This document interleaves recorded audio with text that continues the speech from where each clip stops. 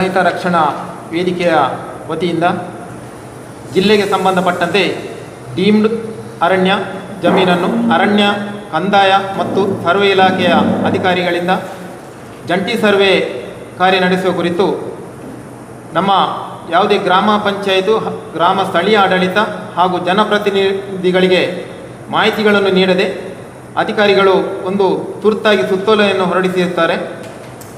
ನಿಗದಿತ ಸಮಯದೊಳಗೆ ಇದನ್ನು ಮುಗಿಸಿ ಯಾವುದೇ ನಮಗೆ ಮಾಹಿತಿ ನೀಡದೆ ತರಾತುರಿಯಲ್ಲಿ ಈ ಸರ್ವೆಯನ್ನು ನಡೆಸುವ ಕುರಿತು ನಮ್ಮ ಮಲೆನಾಡು ಜನಹಿತ ರಕ್ಷಣಾ ವೇದಿಕೆಯಿಂದ ಇದಕ್ಕೆ ವಿರೋಧವಿದೆ. ಈ ನಿಟ್ಟಿನಲ್ಲಿ ಜನಸಾಮಾನ್ಯರಿಗೆ ಇದರ ತಿಳುವಳಿಕೆ ಅರಿವು ಮೂಡಿಸಲು ಈ ಒಂದು ಪತ್ರಿಕಾಗೋಷ್ಠಿಯನ್ನು ನಮ್ಮ ಮಲೆನಾಡು ಜನಹಿತ ರಕ್ಷಣಾ ವೇದಿಕೆಯಿಂದ ಕರೆದಿದ್ದೇವೆ. ಈ ನಿಟ್ಟಿನಲ್ಲಿ ಬಂದಿರತಕ್ಕಂತಹ ಎಲ್ಲ ಪತ್ರಿಕಾ ಮಾಧ್ಯಮದವರಿಗೆ ಆತ್ಮೀಯವಾದ ಸ್ವಾಗತವನ್ನು ಕೋರುತ್ತಿದ್ದೇವೆ. ಈಗಾಗಲೇ ಉಲ್ಲೇಖ ಮಾಡಿದ ಪ್ರಕಾರ ನಾವು ಮಲೆನಾಡು ಜನಹಿತ ರಕ್ಷಣಾ ವೇದಿಕೆಯು ಸುಮಾರು 15 ವರ್ಷಕ್ಕಿಂತ ಮಿಕ್ಕಿ ರೈತರ ಪರವಾಗಿ ಹೋರಾಟ ಮಾಡ್ತಾನೆ ಬಂದಿದೆ. ಇವತ್ತು ಅರಣ್ಯ ಇಲಾಖೆಯ ಕಾನೂನುಗಳು ಆಗಾಗ ಸುತ್ತೋಲೆಗಳು ಬರ್ತಾನೆ ಇರ್ತದೆ. ಹಾಗೆಯೇ ನೂರಾರು ವರ್ಷದಿಂದ ವಾಸ್ತವ ಇರುವಂಥ ಕೃಷಿ ಮಾಡಿ ಬದುಕ್ತಾ ಇರುವಂತಹ ರೈತರಿಗೆ ನೋಟಿಸ್ ಕೊಟ್ಟು ಮಾನಸಿಕ ಹಿಂಸೆ ಕೊಡ್ತಾನೆ ಬಂದಿದ್ದಾರೆ ಅರಣ್ಯ ಇಲಾಖೆಯವರು. ಆದರೆ ಇವತ್ತು ರೈತರು ಆತಂಕದಿಂದಿದ್ದಾರೆ. ಈ ಆತಂಕ ನಿರ್ವಹಣೆಗೋಸ್ಕರ ಮಲೆನಾಡು ಜನಹಿತ ರಕ್ಷಣಾ ವೇದಿಕೆ ಹೋರಾಟ ಮಾಡ್ತಾ ಬಂದಿದೆ. ಪಶ್ಚಿಮ ಘಟ್ಟದ ತಪ್ಪಲು ಪ್ರದೇಶದಲ್ಲಿ ಈ ಪರಿಸರ ಸಂರಕ್ಷಣೆ ನೆಪದಲ್ಲಿ ಅನೇಕ ಕಾನೂನುಗಳನ್ನು ತರುವಂಥ ಪ್ರಯತ್ನ ಮಾಡ್ತಾ ಇದ್ದಾರೆ. ಆದರೆ ಇವತ್ತು ರೈತರು ವಿಶೇಷ ಏನಂದರೆ ರೈತರು ಕೇಳ್ತಿರುವಂಥದ್ದೇನೆಂದರೆ ಮೂಲಭೂತ ಸೌಕರ್ಯ ಮಾತ್ರ.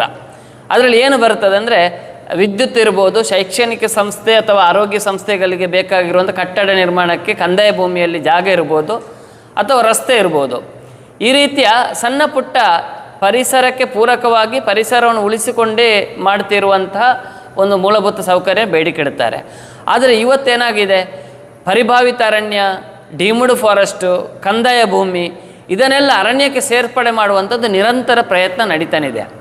ಆದರೆ 1947 ನಂತರ ಯಾವುದೇ ಸುತ್ತುವಲೆ ಅಥವಾ ಅರಣ್ಯಕ್ಕೆ ಕೃಷಿ ಭೂಮಿಯನ್ನು, ಕಂದಾಯ ಭೂಮಿಯನ್ನು, ಡೀಮ್ಡ್ ಫಾರೆಸ್ಟು ಅಥವಾ ಸಾಮಾಜಿಕ ಅರಣ್ಯ ಉಳಿದ ಅರಣ್ಯಗಳನ್ನು ಇದನ್ನು ಕಂದಾಯ ಭೂಮಿಯನ್ನು ಸೇರಿಸಬೇಕಿದ್ರೆ ಯಾವುದೇ ಜನಪ್ರತಿನಿಧಿಗಳಿಗೆ, ಯಾವುದೇ ರೈತರಿಗೆ ಗಮನಕ್ಕೆ ತರದೆ, ಅದರಲ್ಲೂ ಆ ಭಾಗದಲ್ಲಿ ಬಂದು ಸರ್ವೆ ಮಾಡದೆ ಜನವಸತಿ ಪ್ರದೇಶ ಅಥವಾ ಗೋಮಾಲ, ನಡುತೋಪುಗಳು, ರಸ್ತೆಯ ಎಡಬಲಿ ಬೇಕಾಗುವಂಥ ವಿಸ್ತೀರ್ಣಕ್ಕೆ ಬೇಕಾಗುವ ಜಾಗಗಳು, ಮೂಲಭೂತ ಸೌಕರ್ಯಕ್ಕೆ ಬೇಕಾಗುವಂತಹ ಕಾದಿರಿಸಿದ ಭೂಮಿ ಪಂಚಾಯತ್ ಕಾದಿರಿಸಿದರೆ ಅದನ್ನು ಇವುಗಳನ್ನು ಯಾವುದನ್ನು ಗಣನೆಗೆ ತೆಗೆಯದೆ ನೇರವಾಗಿ ಸರ್ವೆ ನಂಬರನ್ನು ಸೇರಿಸ್ತಾರೆ.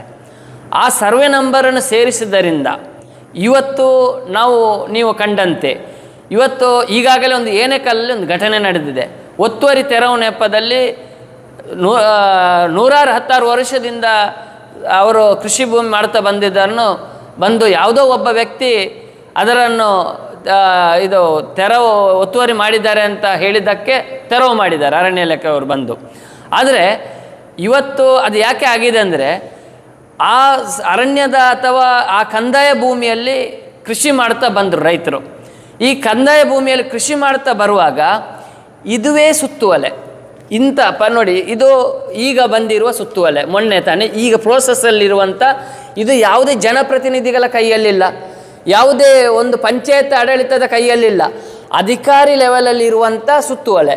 ಹೇಗಿದೆ ಅಂದರೆ ಇದು ಜಿಲ್ಲಾಧಿಕಾರಿ ಅವರು ಮೊನ್ನೆ ಸಭೆ ಕರೆದು ಏನು ಮಾಡಿದೆ ಅಂದರೆ ಮಾರ್ಚಲ್ಲಿ ಸಭೆ ಕರೆದು ತಾಲೂಕು ತಹಸೀಲ್ದಾರರು, ತಾಲೂಕು ಸರ್ವೇರು ಮತ್ತು ಸ್ಥಳೀಯ VA, PDO ಇವರೆಲ್ಲ ಸೇರಿ ಎಷ್ಟು ಭೂಮಿ ಕೃಷಿ ಭೂಮಿ ಇದೆ ಕಂದಾಯ ಭೂಮಿಯಲ್ಲಿ, ಎಷ್ಟು ಕಟ್ಟಡಗಳೇ ಇದೆ, ಎಷ್ಟು ರಸ್ತೆ ಮೂಲಭೂತ ಸೌಕರ್ಯಕ್ಕೆ ಉಪಯೋಗ ಮಾಡಿಕೊಂಡಿದ್ದಾರೆ, ಇದನ್ನೆಲ್ಲ ವರದಿಯನ್ನು 1 ತಿಂಗಳೊಳಗೆ ಕೊಡಬೇಕು ಅಂತ ಆದೇಶ ಮಾಡಿರ್ತಾರೆ.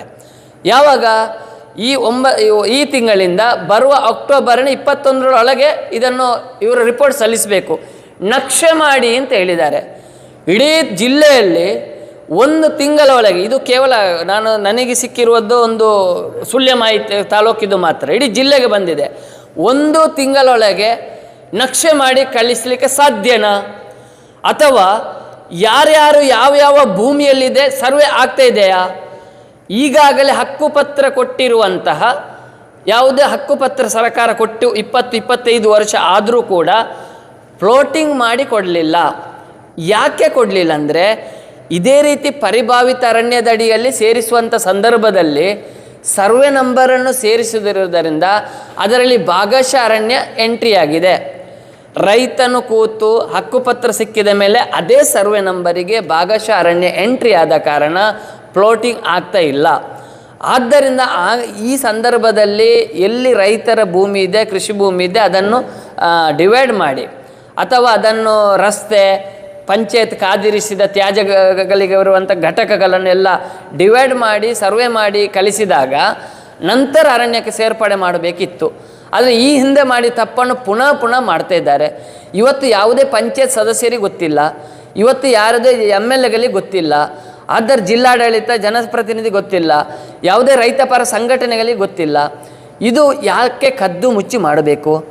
ಇದೇನು ಹಿಟ್ಲರ್ ಆಡಳಿತವ ಅಥವಾ IAS ಅಧಿಕಾರಿಗಳೇ ಆಡಳಿತ ಮಾಡುವುದಾ?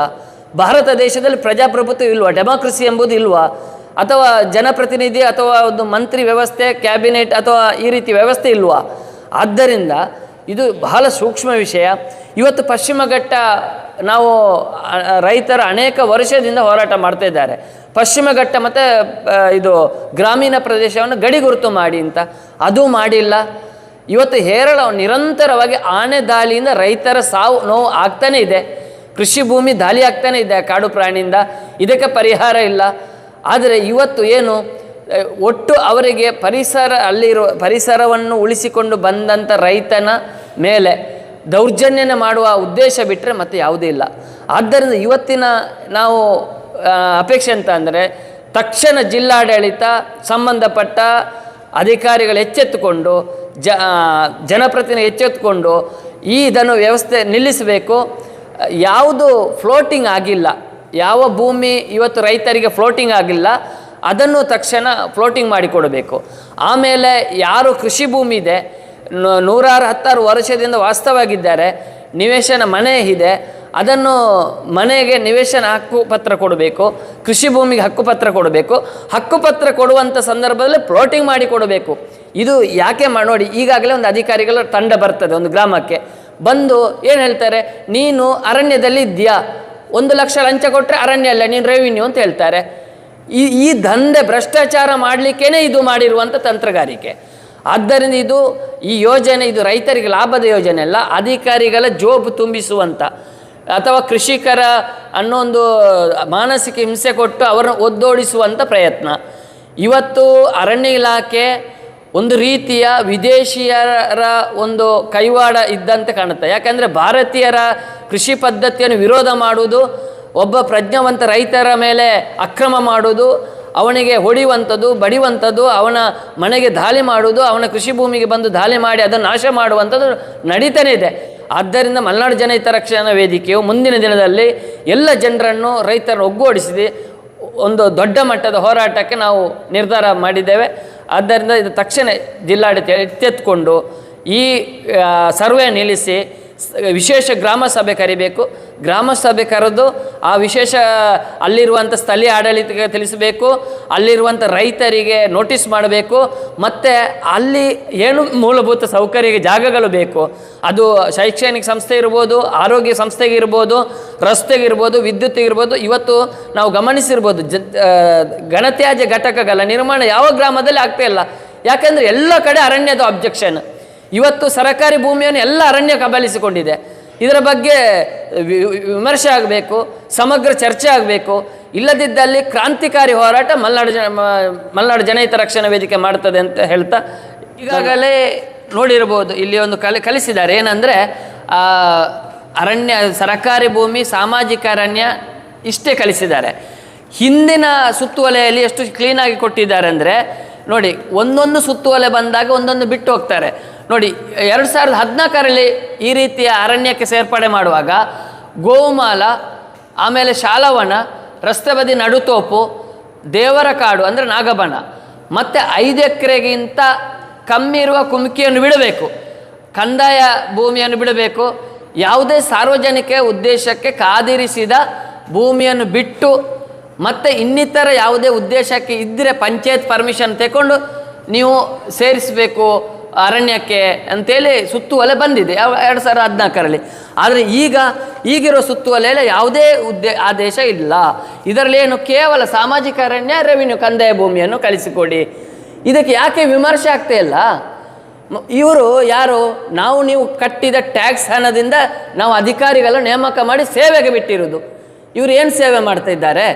ಇವರು ಇದೇನು ಅವರಿಗೇನು ದೇವರು ಕೊಟ್ಟ ವರವ ಅಧಿಕಾರಿಗಳಿಗೆ ಈ ರೀತಿ ರೈತರನ್ನೇ ಶೋಷಣೆ ಮಾಡಬೇಕು, ನಿಮ್ಮದೇ ಸರ್ವಾಡಳಿತ ಅಂತೇಳಿ?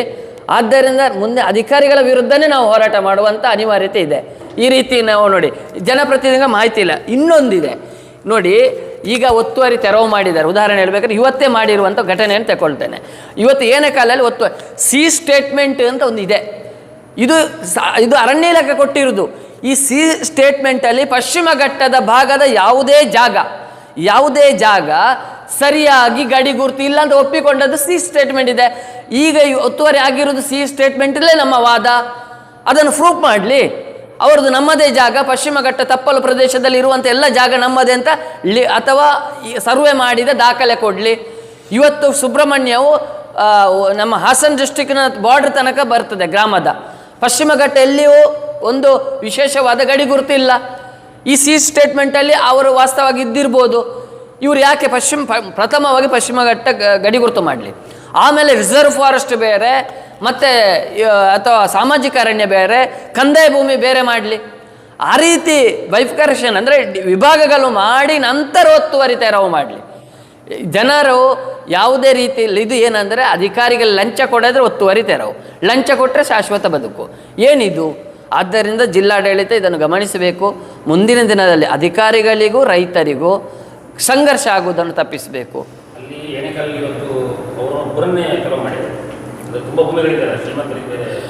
ಇವತ್ತು ನಾವು ಒಂದು ಯೋಚನೆ ಮಾಡಬೇಕು. ಯಾರು ಲಂಚ ಕೊಡಲಿಲ್ಲೋ ಅವರನ್ನೇ ಟಾರ್ಗೆಟ್ ಮಾಡ್ತಾರೆ. ಯಾರು ಲಂಚ ಕೊಡ್ತಾರೋ ಅವರಿಗೆ ಹಕ್ಕುಪತ್ರ ನೀಡ್ತಾರೆ. ಯಾರು ರಾಜ್ಯಕ್ಕೆ ಇಂಪ್ಲುಯೆನ್ಸ್ ಮಾಡ್ತಾರೋ ಅವರಿಗೆ ನಿವೇಶನ ಹಕ್ಕುಪತ್ರ ಕೊಡ್ತಾರೆ. ಆದ್ದರಿಂದ ಇದು ಎಲ್ಲರಿಗೆ ಸಮಾನ ನ್ಯಾಯ ಬೇಕು. ಎಲ್ಲರಿಗೂ ಯಾವುದೇ ರೀತಿಯ ಅಕ್ರಮದಾರರು ಇಲ್ಲವೇ ಇಲ್ಲ. ಯಾವುದೇ ಒಬ್ಬ ರೈತ 10, 20 ವರ್ಷ, 30 ವರ್ಷ, 40 ವರ್ಷ, 50 ವರ್ಷದಿಂದ ಕೃಷಿ ಮಾಡ್ತಾ ಬಂದಿರುವ ಭೂಮಿ ಅವನದೇ ಸಂಬಂಧಪಟ್ಟದ್ದಾಗಿರ್ತದೆ. ಮತ್ತು ಯಾವುದೇ ಅರಣ್ಯ ನಾಶ ಮಾಡದೆ ಅಲ್ಲಿ ಕೃಷಿ ಮಾಡಿರ್ತಾನೆ. ಆದ್ದರಿಂದ ಈ ರೈತರ ಭೂಮಿಯನ್ನು, ಅದು ಏನಂದರೆ ರೈತ ಮಾಡೋದಿದ್ದರೆ ಕೇವಲ ಒಂದು ಅಡಿಕೆ ಅಥವಾ ರಬ್ಬರು ಅಥವಾ ಗದ್ದೆ ಈ ರೀತಿಯದು ಪರಿಸರಕ್ಕೆ ರಿಲೇಟೆಡ್ ಆಗಿರುವುದರಿಂದ ಅದನ್ನು ಅಲ್ಲಿಗೆ ಮಾನ್ಯತೆ ಕೊಡಬೇಕು ಅಂತ ನಮ್ಮ ಆಗ್ರಹ.